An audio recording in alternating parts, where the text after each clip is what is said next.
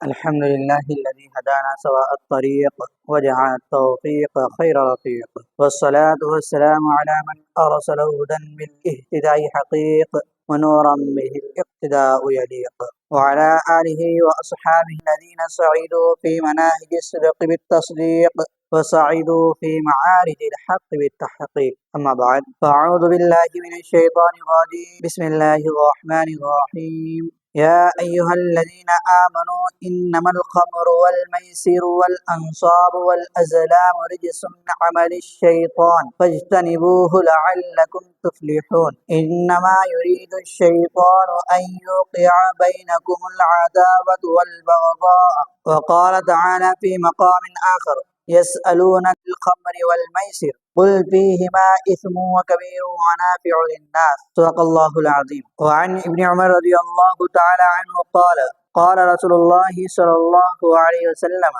کل مسکر حرام.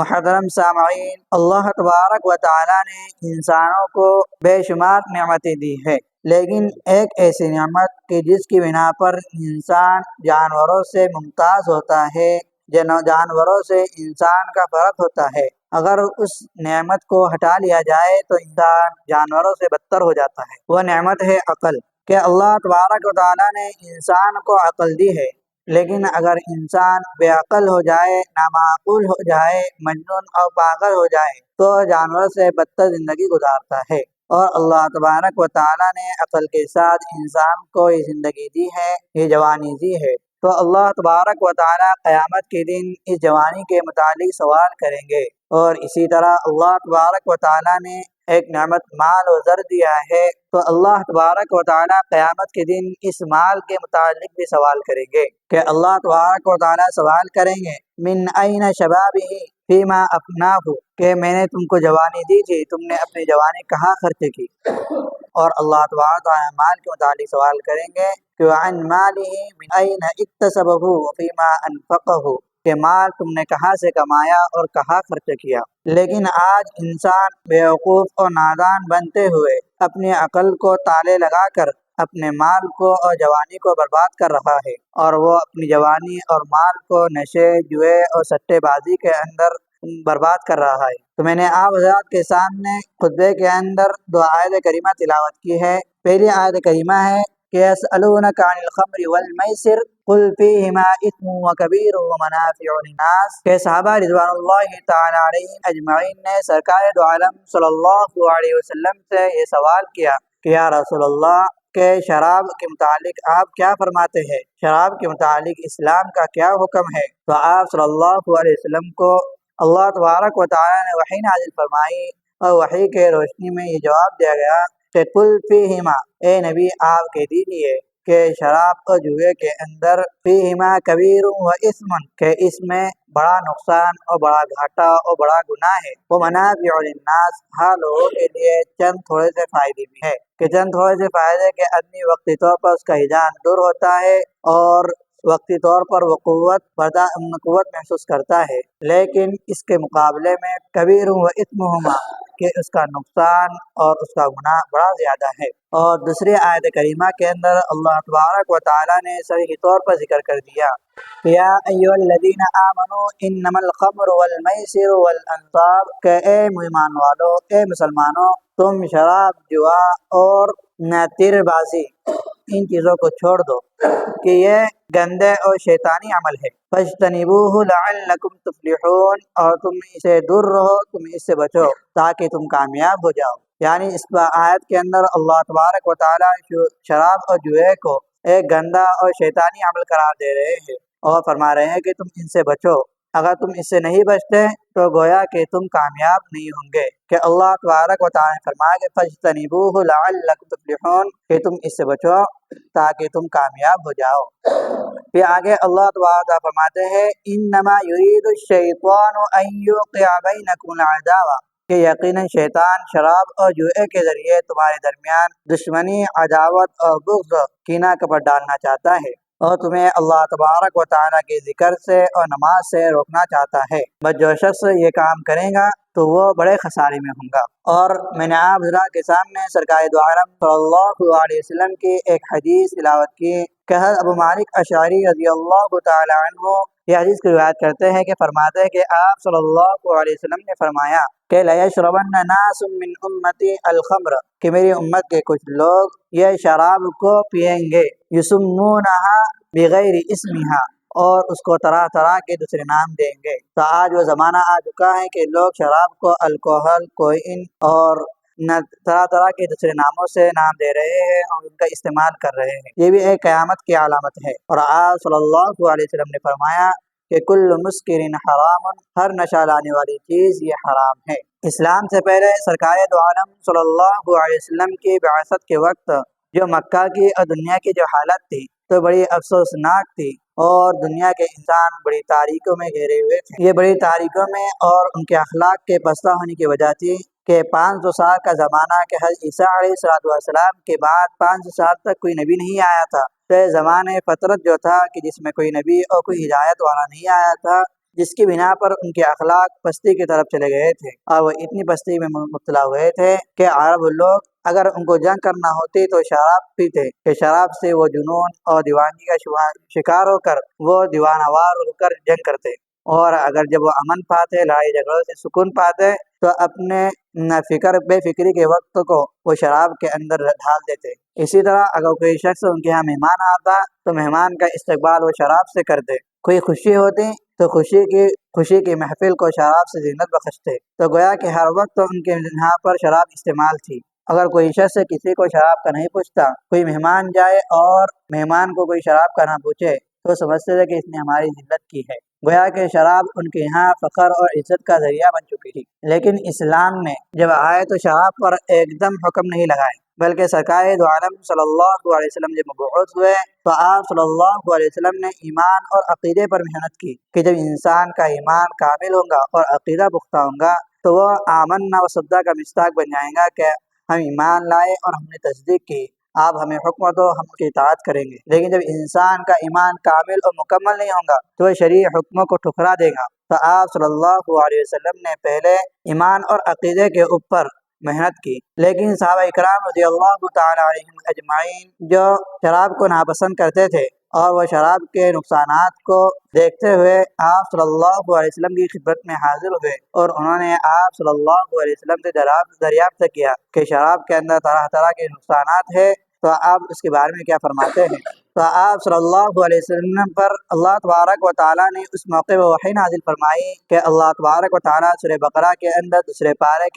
پارے میں فرماتے ہیں یسألونک عن الخمر والمیسر، کہ آپ سے وہ لوگ سوال کرتے ہیں شراب اور جوئے کے متعلق۔ پھر اللہ تبارک و تعالیٰ فرمائے قل فیہما اثم وکبیر ومنافع للناس، کہ آپ فرما دیجئے کہ اس میں بڑا گناہ اور بڑا نقصان ہے اور لوگوں کے لیے تھوڑے بہت فائدے بھی ہے۔ تو اس آیت کریمہ میں اللہ تبارک و تعالیٰ نے صریح طور پر شراب کے حرام ہونے کا ذکر نہیں فرمایا، لیکن اللہ تبارک و تعالیٰ نے یہاں پہ ذکر کر دی کہ شراب یہ ایک بڑا خسارہ اور ایک بڑے گھاٹے کا ذریعہ ہے، کہ انسان اپنی عقل کے طور پر یہ اپنے نقصان کو گوارا نہیں کرتا۔ جب وہ تھوڑے سے نقصان کو گوارا نہیں کرتا تو بڑے نقصان کو کہاں سے گوارا کرے گا؟ تو اس آیت کے نازل ہونے کے بعد بہت سے صحابہ شراب پینے سے رک گئے۔ پھر ایک موقع پر یہ ہوا کہ صحابہ کے درمیان میں شراب کی محفل چلی اور نماز کا وقت ہوا، نماز پڑھنے کھڑے ہوئے، اور اس وقت جو امام بنے تھے انہوں نے سورہ کافرون شروع کی، لیکن سورہ کافرون کو غلط پڑھ لیا۔ تو اللہ تبارک و تعالیٰ نے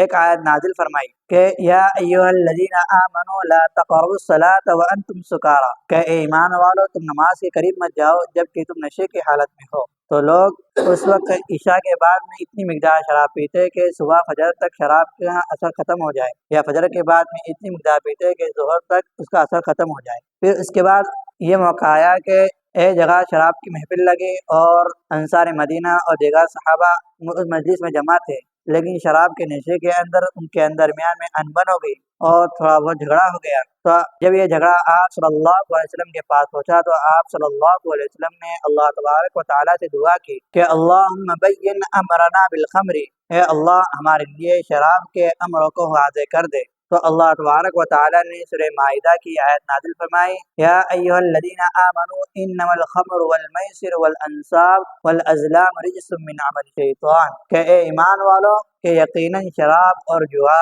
یہ گندگی اور شیطانی عمل ہے۔ اب یہاں پر اللہ تبارک و تعالیٰ نے اس آیت کریمہ میں صاف طور پر شیطانی عمل شراب کو قرار دیا۔ جب یہ آیت نازل ہوئی تو صحابہ کرام رضی اللہ تعالیٰ علیہم اجمعین شراب سے دور ہو گئے اور انہوں نے شراب کو چھوڑ دیا۔ کہ حضرت انس بن مالک رضی اللہ عنہ فرماتے ہیں کہ ایک مرتبہ ابو طلحہ انصاری رضی اللہ عنہ کے گھر شراب کی محفل لگی ہوئی تھی اور سب لوگ شراب پی رہے تھے، لیکن اسی درمیان یہ آیت نازل ہوئی اور آپ صلی اللہ علیہ وسلم نے ایک منادی کو، ایک اعلان کرنے والے کو مدینہ کی گلیوں میں بھیجا کہ وہ مدینہ کی گلیوں میں گیا اور اس نے اعلان لگائی کہ شراب حرام ہو گئی ہے۔ تو جیسے اس منادی کی آواز کو تمام لوگوں نے سنا تو انہوں نے جو شراب کے پیالے، شراب کے گلاس ہاتھ میں اٹھائے تھے، انہوں نے اسے پینے کے بجائے اسے پھینک دیا۔ اور انس بن مالک رضی اللہ عنہ فرماتے ہیں کہ مدینہ میں اس دن شراب ایسی بہائی گئی کہ گویا کہ لگا کہ بارش کا پانی جو رکا ہوا تھا اس کو چھوڑ دیا گیا۔ اور بعض روایتوں میں آتا ہے کہ اس وقت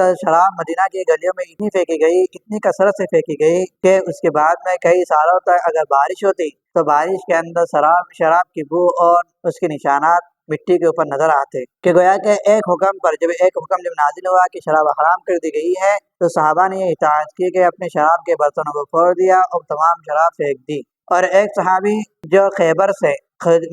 شراب لایا کرتے تھے اور مدینہ میں بیچا کرتے تھے، انہوں نے اپنی پورے مال کی شراب خریدی اور شراب خریدنے کے بعد جو خیبر سے مدینہ لا رہے تھے تو راستے میں ہی ایک صحابی نے انہیں کہہ دیا کہ اب شراب حرام ہو چکی ہے، اللہ تبارک و تعالیٰ نے شراب کو حرام قرار دیا ہے۔ تو انہوں نے شراب کے برتن کو وہی ٹیلے پر چھوڑ دیا اور آپ صلی اللہ علیہ وسلم کے سامنے حاضر ہوئے اور آپ سے اس بات کی تصدیق کی تو آپ صلی اللہ علیہ وسلم نے فرمایا کہ ہاں شراب حرام کر دی گئی ہے۔ تو ساتھی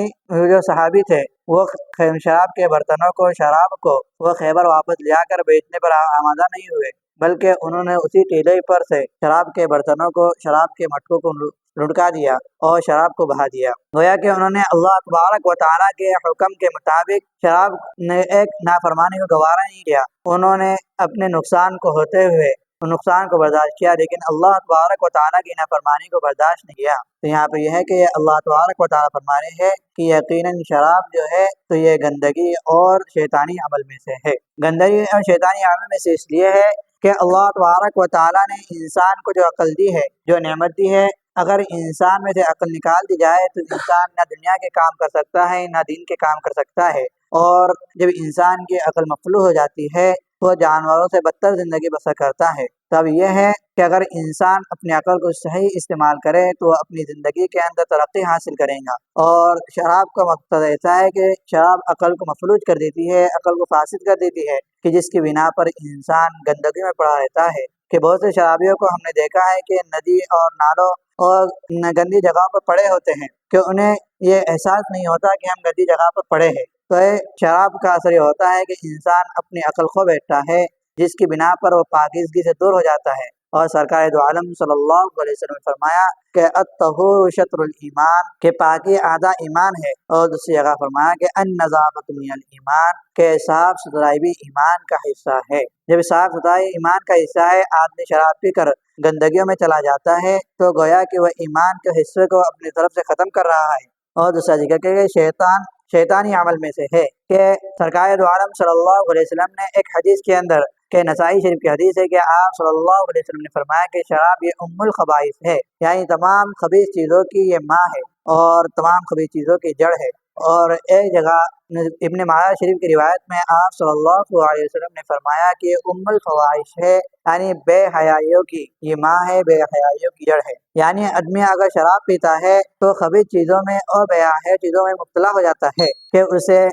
سامنے والی چیزوں کے درمیان فرق نہیں ہوتا۔ اور ایک واقعہ یہ ہے کہ کتابوں میں لکھا ہے کہ ایک آدمی پر 3 چیزیں پیش کی گئی، یا تو تم شراب پیو، یا کسی بدکار عورت سے زنا کرو، یا ایک معصوم بچے کو قتل کر دو۔ تو اس نے کہا کہ میں زنا نہیں کر سکتا، بچے کو ناحق قتل نہیں کر سکتا، تو سب سے چھوٹا امر جو ہے تو شراب پی لیتا ہوں اور ان 2 بڑے گناہوں سے بچ جاتا ہوں۔ لیکن جیسے اس نے شراب پیا تو شراب کے نشے میں اس نے عورت سے بدکاری بھی کی اور اس نے اس بچے کو ناحق قتل بھی کر دیا۔ تو اس بنا پر یہ ہے کہ شراب کے اندر آدمی کیسے گناہ کر پاتا ہے۔ اگر معاشرے کے اندر شراب اور نشہ کی لت ہوں گی تو اس کے اندر معاشرے کے اندر چوری، ڈاکہ زنی وغیرہ لوگ مبتلا ہوں گے۔ اور ایک جرمنی ڈاکٹر یہ کہتا ہے کہ اگر شراب کے دکانوں کے لائسنس ختم کر دیا جائے اور لوگ شراب سے رک جائے تو میں یہ گارنٹی سے کہتا ہوں کہ آدھے دواخانے اور آدھے جیل خانے بے ضرورت ہو کر ان کو تالے لگا دیے جائیں گے۔ یعنی شراب نہ ہوں گی تو لوگ اپنی جسمانی بیماریوں سے بچیں گے اور ناحق جو جرائم میں مبتلا ہے تو وہ جرائم سے لوگ جائیں گے، جس کی بنا پر جیلیں خالی پڑیں گی اور جیلوں کو تالے لگانے پڑیں گے۔ تو یہ شراب جو ہے تو ایک شیطانی عمل ہے کہ آپ صلی اللہ علیہ وسلم نے اور خلفائے راشدین کی اگر سیرت اٹھائے تو ہم شرابی کی اسلامی سزا جو ہے تو وہ 80 کوڑے ہے۔ اور آپ صلی اللہ علیہ وسلم نے فرمایا کہ کل مسکرین حرام، کہ ہر نشہ لانے والی چیز یہ حرام ہے، کہ شراب کے علاوہ جو بھی چیزیں ہیں کہ چاہے وہ افیون کے طور پر ہو چاہے کسی بھی طریقے سے نشہ ہو تو وہ بھی حرام ہوں گی، اور نشہ کی جو ہے سزا تو 80 کوڑے ہے۔ اور آپ صلی اللہ علیہ وسلم نے فرمایا کہ جو شخص شراب پیے اور توبہ نہ کرے تو اللہ تبارک و تعالیٰ اس کی 40 دن کی عبادت کو قبول نہیں فرماتے۔ پھر حدیث کے اندر ہے کہ اگر پھر وہ توبہ کرنے کے بعد دوسری مرتبہ شراب پیتا ہے تو اللہ تبارک و تعالیٰ اور اس کے 40 دن کی بات قبول نہیں فرماتے، لیکن اگر توبہ کر لے تو پھر قبول فرما لیتے ہیں، لیکن اگر وہ تیسری مرتبہ پیے تو پھر اللہ تبارک و تعالیٰ 40 دن کی بات قبول نہیں فرماتے، لیکن اگر وہ توبہ کر لے تو ٹھیک ہے، لیکن اگر وہ چوتھی مرتبہ اگر شراب پی لے اور پھر توبہ کرے تو اللہ تبارک و تعالیٰ چوتھی مرتبہ شراب پینے کے بعد میں اس کی توبہ بھی قبول نہیں فرماتے۔ اللہ تبارک و تعالیٰ اس سے ہماری حفاظت فرمائے۔ اور سرکار آپ صلی اللہ علیہ وسلم فرمایا کہ قیامت کے ذریعے میری امت کے لوگ شراب کثرت سے پئیں گے اور شراب کو طرح طرح کے نئے نام دیں گے، کہیں گے کہ شراب نہیں بلکہ نئے نام ہے۔ تو آج کے زمانے کے اندر یہی ہوا ہے کہ لوگ نشہ کر رہے ہیں اور نشے کو دوسرے نام دے رہے ہیں، حالانکہ یہ سب یہ ہے کہ سرکار دو عالم صلی اللہ علیہ وسلم فرمایا کہ ہر نشہ آور چیز بھی حرام ہے، اور شراب کی بنا پر انسان سماجی خاندانی ہر طرح کے فساد میں مبتلا ہو جاتا ہے۔ کہ اللہ تبارک و تعالیٰ نے دنیا میں انسان کو پیدا کیا، مرد کو پیدا کیا، تو اللہ تبارک و تعالیٰ نے مرد کے تحت ذمہ داری دی ہے کہ اللہ تبارک و تعالیٰ کے رسول سرکار دو عالم صلی اللہ علیہ وسلم فرماتے ہیں کلکم راع وکل راع مسئول عن رعیتہ، کہ تم میں سے ہر شخص ذمہ دار ہے اور ہر شخص اس کی رعیت کے متعلق سوال کیا جائے گا۔ اگر آدمی مرد ہے اور باپ ہے تو اس کے ماتحت میں اس کے اوپر ذمہ داری اپنے بال بچوں کی ہے، اگر وہ شوہر ہے تو اس کے اوپر ذمہ داری اپنی بیوی کی ہے، اگر وہ بیٹا ہے تو اس کے اوپر ذمہ داری اپنے بڑے ماں باپ کی ہے۔ اسی طرح اگر وہ سوسائٹی کا ممبر ہے یا سوسائٹی کا امیر ہے تو اس کے اوپر ذمہ داری اپنے سوسائٹی کی ہے۔ لیکن اگر آدمی شراب پی لیتا ہے اور اپنی عقل کو مفلوج کر دیتا ہے تو گویا کہ ان تمام ذمہ داریوں سے غافل ہو جاتا ہے، بے فکر ہو جاتا ہے اور ان ذمہ داریوں ادا کرنے سے غافل ہو جاتا ہے۔ اور اسی طرح آج معاشرے کے اندر طلاق کے واقعات بھی کثرت طلاق کے واقعات کا جو سبب ہے تو کثرت کا سبب ایک شراب بھی ہے کہ آدمی شراب دے دیتا ہے اور شراب کے اندر طلاق کے الفاظ بک دیتا ہے اور نشے کی حالت میں بھی طلاق ہو جاتی ہے۔ اور اسی طرح اگر آدمی شراب پئے گا تو شراب پینے کے بعد میں گھر کے اندر سے سکون غارت ہو جائے گا اور نشے سے گھر والے بھی سکون، گھر والوں کا حقوق ادا نہیں کر پاتا اور گھر کے اندر لڑائی جھگڑا شروع ہو جاتا ہے اور تمام گھر والوں کے آرام کو سکون کو برباد کر دیتا ہے۔ اسی طرح اگر آدمی محلے کے اندر اپنی سوسائٹی میں معاشرے کے اندر شراب کی حالت میں پڑے رہیں گا تو وہ اپنے محلے والوں کو اپنی حرکتوں سے، اپنی نادان حرکتوں سے پریشان کر دیتا ہے اور محلے والے اسے پریشان ہو جاتے ہیں۔ اور آپ صلی اللہ علیہ وسلم نے فرمایا کہ کامل مسلمان وہ ہے کہ جس کی زبان اور ہاتھ سے دوسرے مسلمان محفوظ رہے، جو گویا کہ شراب پینے کی وجہ سے آدمی کا ایمان بھی کامل نہیں ہوتا، بلکہ یہاں تک کہ آپ صلی اللہ علیہ وسلم نے فرمایا کہ جو شخص شراب کو حلال سمجھ کر پیے تو مسلمان ہی نہیں رہتا۔ اور دوسری حدیث کے اندر یہ ہے کہ جو شخص جو مسلمان شراب پیتا ہے تو شراب پینے کے وقت مسلمان نہیں رہتا۔ تو اس لیے ہمیں چاہیے کہ ہم ہر نشہ والی چیزوں سے بچیں، شراب سے نہیں بلکہ جو شراب کے علاوہ دوسری چیزیں ہیں سگریٹ، بیڑی اور گٹکا وغیرہ، ان نشوں سے بھی بچیں۔ اگر ہم ان نشوں کے اندر مبتلا ہوں گے تو ہماری جوانی کو ختم کریں گے، ہماری جسمانی صحت کو ختم کریں گے۔ اللہ تبارک و تعالیٰ نے ہم کو جو نعمتیں دی ہے کہ ہم نماز کے اندر سورہ الحاقۃ التکاثر سنتے ہیں، اس کی آیت ثم لتسألن یومئذ عن النعیم، کہ تمہیں اس دن یعنی قیامت کے دن تمہاری نعمتوں کے متعلق سوال کیا جائے گا۔ اگر ہم ان فضول خرچیوں کے اندر مبتلا ہوں گے اور فضول خرچیوں کے اندر ہم فضول شوق لگا کر اپنی صحت کو، اپنی جسم کو نقصان پہنچائیں گے، اپنی صحت کو ختم کریں گے، اپنی ان نعمتوں کو ختم کریں گے تو اللہ تبارک و تعالیٰ ان نعمتوں کے متعلق ہم سے ضرور بے ضرور قیامت کے دن سوال کریں گے۔ اللہ تبارک و تعالیٰ قیامت کے دن جو انسان سے 5 سوال فرمائیں گے تو 5 سوال کے اندر ایک سوال یہ بھی ہے کہ عن شبابہ فیما افناہ، کہ جوانی کے متعلق سوال فرمائیں گے تو نے اپنی جوانی کہاں خرچ کی، اور اپنے مال کے متعلق سوال فرمائیں گے عن مالہ من این اکتسبہ فیما انفقہ، کہ مال تو نے کہاں سے کمایا اور کہاں خرچ کیا۔ تو ہمیں چاہیے کہ ہمارا جو مال ہو فضول خرچی کے اندر اور ناجائز چیزوں میں مبتلا نہ ہو، ہمارے ناجائز شوق میں مبتلا نہ ہو، بلکہ ہمارے صحیح طریقے پر استعمال ہو، ہماری سوسائٹی کے بہتری کے لیے استعمال ہو۔ کہ اگر ہم گٹکا وغیرہ کے اندر، کہ آدمی شروع کے اندر اپنے اختیار سے ان چیزوں کے اندر مبتلا ہوتا ہے اور ان چیزوں میں مال اپنے اختیار سے ختم کرتا ہے، لیکن جب اس کی عادت پڑ جاتی ہے تو عادت پڑنے کے بعد میں آدمی پھر وہ معذور ہو جاتا ہے، مجبور ہو جاتا ہے اور بے اختیار اس کے اندر اپنے مال کو خرچ کرتا ہے۔ تو گویا کہ آدمی اپنی ہلاکت کی طرف پہلے اپنے اختیار سے جا رہا ہے، بعد میں اپنی ہلاکت خود اپنے ہاتھوں سے کر رہا ہے۔ تو اس لیے ہمیں چاہیے کہ ہم شروع سے ہی فضول خرچی میں مبتلا نہ ہو اور ان چیزوں کے اندر اپنے حالات کو نہ ڈالیں۔ کہ اللہ تبارک و تعالیٰ نے فرمایا کہ ان المبذرین کانوا من الاخوان الشیاطین، کہ فضول خرچی کرنے والے یہ شیطان کے بھائی ہیں۔ تو ہم فضول خرچیوں سے بچیں، ہم اپنے تمام معاملات کو شریعت کے مطابق بنائیں اور فضول خرچیوں سے ہم ہر کام کو فضول خرچی سے بچائیں۔ اللہ تبارک و تعالی ہمیں سچا پکا محمدی بنائے، سرکار دو عالم صلی اللہ علیہ وسلم کے طریقے پر چلنے والا بنائے، اور ہمیں جو معاشرے کی خرابیاں ہیں، بیماریاں ہیں، اور معاشرے کے جو فساد کے سبب ہے، نشہ وغیرہ، چوری اور دیگر طرح کے جو گناہ ہیں، اور آپس کے درمیان کے جو خرابیاں ہیں، کینہ، کپٹ، حسد، جلن، تو ان بیماریوں سے اللہ تبارک و تعالی ہماری حفاظت فرمائے، ان بیماریوں سے اللہ تبارک و تعالی ہم سب کو پاک و صاف فرمائے۔ وآخر دعوانا الحمد للہ رب العالمین۔